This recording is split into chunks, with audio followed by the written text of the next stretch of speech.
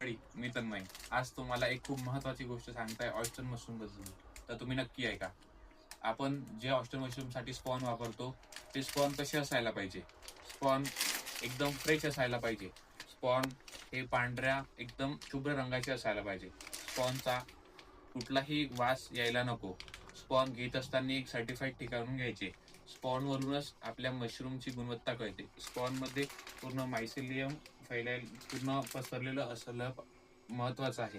Spawn घेत असताना थोडासा जुना म्हणजे एकदम जुनं स्पॉन घेऊ नये. 15 ते 20 दिवसाच्या आतलं स्पॉन घ्यावे.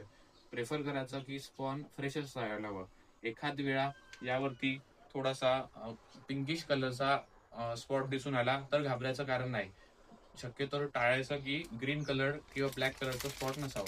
अशा प्रकारचे तुम्ही स्पॉन घ्यायचे. हे स्पॉन घेणं खूप महत्वाचं आहे. स्पॉन वरूनच आपल्या मशरूम बॅचचं समोरचं येणारं क्रॉप कळतं. थँक्यू.